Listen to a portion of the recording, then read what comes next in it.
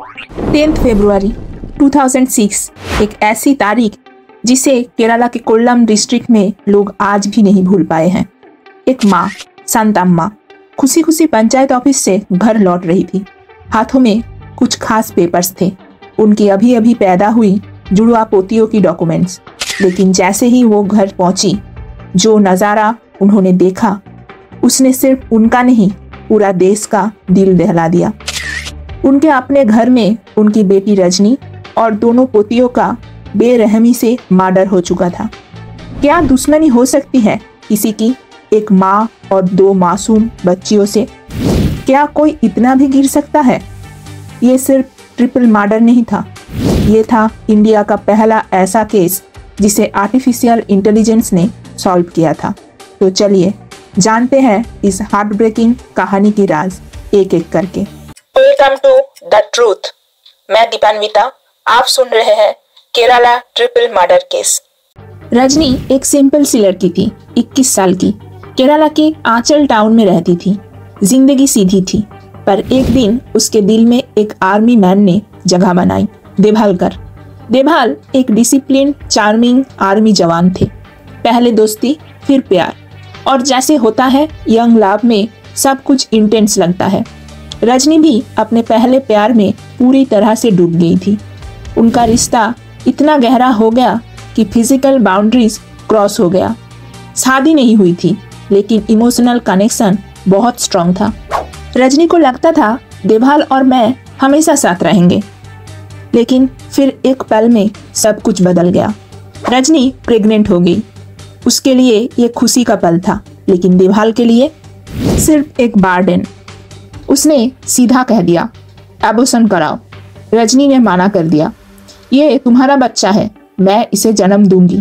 देभाल भाग गया पंजाब के पठानकोट आर्मी कैंप। रजनी अकेली रह गई, लेकिन अपने फैसले पर कायम रही। सोचो, एक अनमैरिड प्रेग्नेंट लड़की, सोसाइटी के तनाव, लोगों की जजमेंट और अपने प्यार के ठुकराने के बाद भी वो लड़ती रही। इंडियन सोसाइटी में एक अनमैरिड माँ होना किसी जंग से कम नहीं। हर रोज लोग नजर उठाते हैं, कैरेक्टर पे सवाल उठाते हैं, लेकिन रजनी ने हिम्मत नहीं हारी। उसने केरला स्टेट वुमेन्स कमीशन से मदद मांगी और देभाल को डीएनए टेस्ट के लिए लीगल नोटिस भेज दिया। डिलीवरी का वक्त आया। रजनी अपनी माँ के साथ हॉस्पिटल चली गई। वहीं उनकी मुलाकात हुई अनिल नाम के एक आदमी से, जो कहता था वो भी कोल्लम का ही है। अनिल फ्रेंडली था, हेल्पफुल था और धीरे धीरे उनके काफी करीब आ गया। हर छोटी मोटी बात में मदद करता था, और क्योंकि वो सेम होम टाउन से था, वो लोग भी उससे कंफर्टेबल हो गए। सी सेक्शन डिलीवरी के लिए रजनी को खून चाहिए था, और ये वो वक्त था जब अनिल और भी इन्वॉल्व होने लगा। तब अनिल ने आगे बढ़कर खुद ऑफर किया, कोई दिक्कत नहीं, अगर ब्लड की जरूरत होगी तो मैं डोनेट कर दूंगा। इस बात ने रजनी और उसकी माँ का भरोसा और भी बढ़ा दिया। उन्हें लगा कि अनिल सच में एक फरिश्ता जैसा इंसान है, जो बिना किसी मतलब के मदद कर रहा है। लेकिन उन्हें ये बिल्कुल भी अंदाजा नहीं था कि जिसे वो फरिश्ता समझ रही है, वही इंसान उनके लिए सबसे बड़ा कातिल बनने वाला है। सी सेक्शन सक्सेसफुल हुआ। रजनी ने जुड़वा बेटियों को जन्म दिया। पूरे घर में खुशी का माहौल था, और रजनी के चेहरे पे एक अजीब सी शांति थी, जैसे हर दर्द के बाद एक नई जिंदगी मिल गई हो। लेकिन उस खुशी से सिर्फ कुछ ही दिनों बाद सब कुछ एक खौफनाक नाइटमेयर में बदल गया। 10 फरवरी 2006 रजनी की माँ शांतम्मा जब पंचायत ऑफिस से ग्रैंड डॉटर्स के बर्थ सर्टिफिकेट्स कलेक्ट करके घर लौट रही थी, तो उनके मन में सिर्फ एक सोच थी, आज घर पहुंचकर अपनी बेटियों को गले लगाऊंगी। लेकिन जैसे ही वो घर पहुंची, दरवाजा थोड़ा सा खुला था। अंदर का सीन देखते ही शांतम्मा की चीख निकल गई। उनकी अपनी बेटी रजनी जमीन पर लाश बनी पड़ी थी। उसका गला घूट कर मारा गया था, और उसके बगल में वो दोनों नन्ही सी जान, उसकी जुड़वा बेटियां, उन्हें भी किसी ने बेरहमी से मार दिया था। घर के अंदर खून, मातम और अजीब सी खामोशी थी, जैसे मौत वहाँ नाचकर चली गई हो। पुलिस ने तुरंत इन्वेस्टिगेशन स्टार्ट की। पहले तो समझ ही नहीं आया कि किसी ने एक माँ और 2 मासूम बच्चों को क्यों मारा, लेकिन जैसे ही हर केस में होता है, पुलिस ने सबसे पहले उन लोगों को देखा जो रिसेंटली रजनी के आसपास थे। अनिल भी एक सस्पेक्ट बन गया क्योंकि वो हॉस्पिटल के टाइम से उनके क्लोज था। जब अनिल से पूछा गया तो उसने सब कुछ डिनाई कर दिया। उसका कहना था कि उसका इस मर्डर से कोई लेना देना नहीं है। इन्वेस्टिगेशन आगे बढ़ा। पुलिस को पता चला अनिल का असली नाम राजेश था। राजेश और कोई नहीं, देवाल का ही दोस्त था। राजेश और देवाल एक साथ आर्मी कैंप में काम करते थे। इन दोनों को ढूंढना पुलिस के लिए और भी ज्यादा जरूरी बन गया था।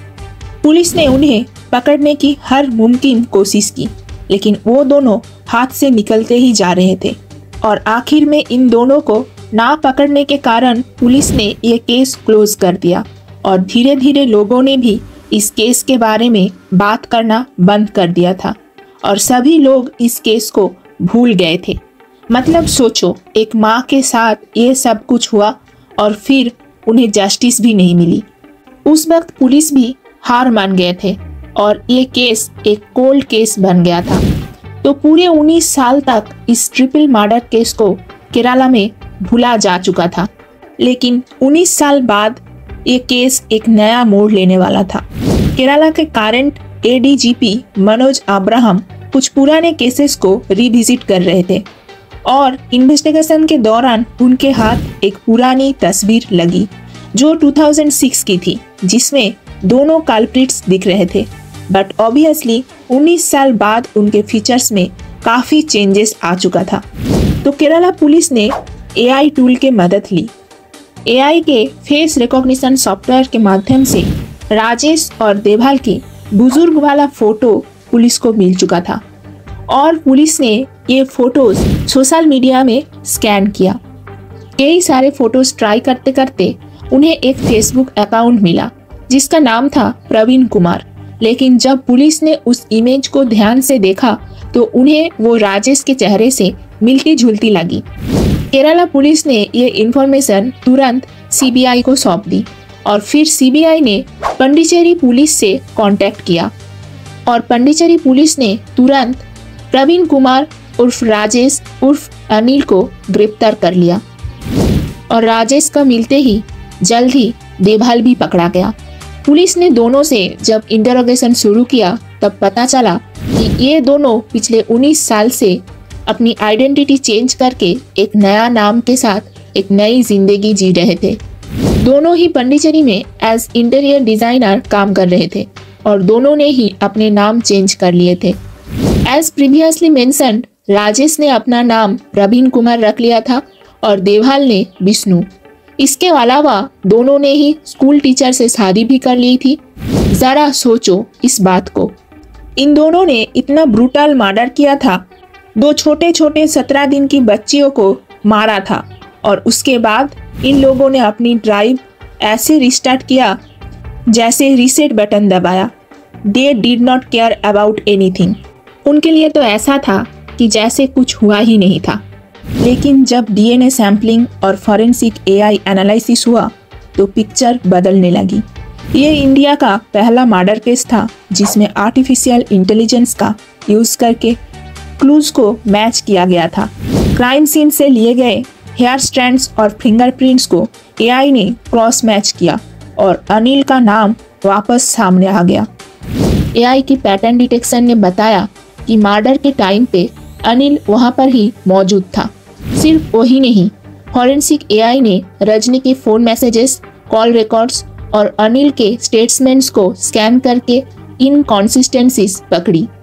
जब एविडेंस इतना सॉलिड हो गया तो अनिल टूट गया। उसने कन्फेस किया, मैं देवाल का दोस्त हूँ, उसने ही मुझे कहा था रजनी को खत्म करने के लिए। ये सुन के सब स्टन रह गए। देवाल जिससे रजनी ने प्यार किया था, जिसके लिए इतनी स्ट्रगल्स झेली, उसी ने उसका मर्डर का सुपारी दिया था। उसका एक ही मोटिव था, रजनी ने उसके खिलाफ डीएनए केस फाइल किया था। अगर वो टेस्ट होता तो आर्मी जॉब भी चली जाती और नाम भी मिट्टी में मिल जाता। देभाल ने अपनी दोस्त अनिल के थ्रू रजनी और उसकी बेटियों को खत्म करवा दिया, सिर्फ अपने ईगो और रेपुटेशन बचाने के लिए। लेकिन टेक्नोलॉजी इंसानियत से आगे निकल चुकी थी। एआई की हेल्प से पुलिस ने 19 साल के बाद साबित किया कि कातिल चाहे कितना भी प्लान कर ले, सच को कब तक छुपाएंगे। आज भी केरला के लोग इस ट्रिपल मर्डर को याद करते हैं, ना सिर्फ एक दर्दनाक कहानी के रूप में, बल्कि एक मिसाल के रूप में, जहां एआई ने इंसाफ दिला दिया।